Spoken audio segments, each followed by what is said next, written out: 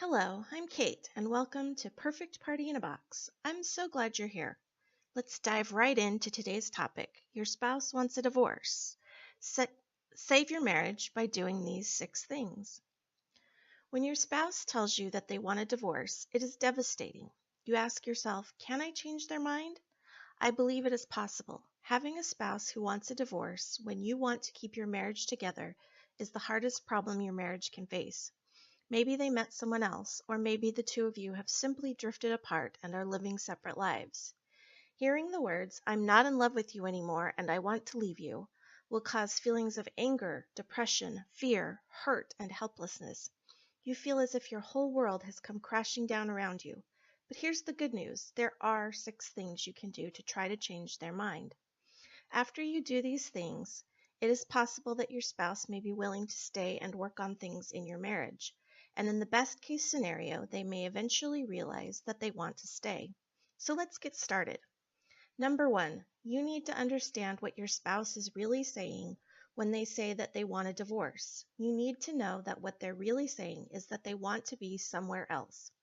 That somewhere else could be just away from you or with another person. But they believe that being somewhere else is going to make them happier than staying in the marriage. At some point in the relationship, you have stopped being their favorite option. This may seem pretty obvious, but it is easy to forget. If you understand what they're actually saying to you, the solution becomes clear. You need to make your marriage a happier place for them than the alternative. This will take time, and it won't be easy, but it can be done. Number 2, don't try to talk them out of divorcing you.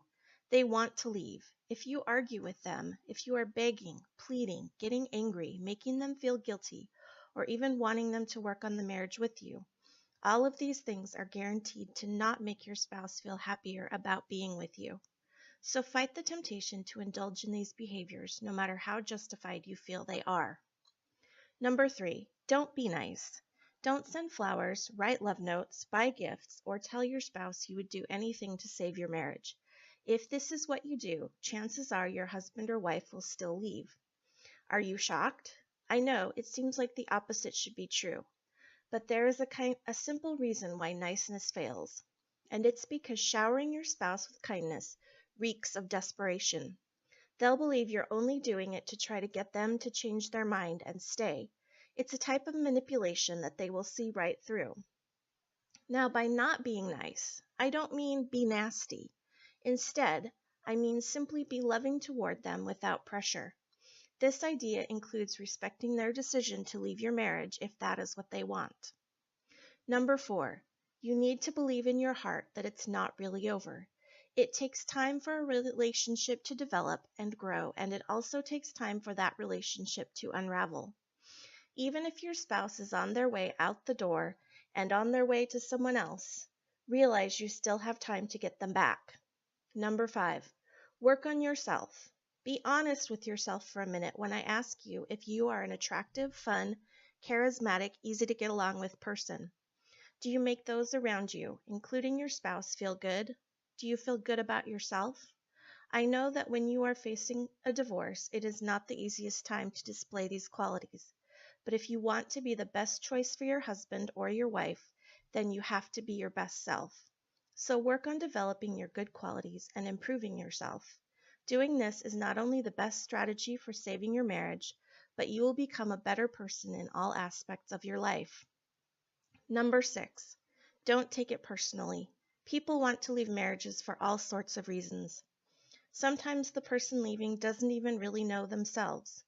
Maybe your relationship has had problems for a while, and you've probably even done some things that you've regretted too. But being rejected by your spouse doesn't mean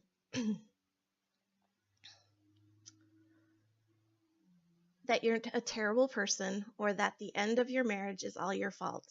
Take time to notice your good qualities. Make an effort to surround yourself with people who like you. Work on realizing that you and your spouse are each doing your best. Saving a marriage when your spouse wants a divorce is by far the biggest challenge anyone can ever be forced to face. Stopping a divorce really means doing a lot of things that seem counterintuitive. However, it can be done with patience, belief, and a few simple steps.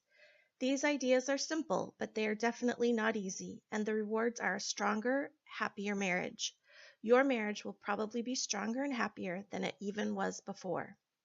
Use these 6 tools and you will be surprised at how useful they are. Thanks for stopping by today. If you enjoyed today's video and tips, please click the like button below. To make sure you never miss a video, click on the subscribe button. See you in the next video.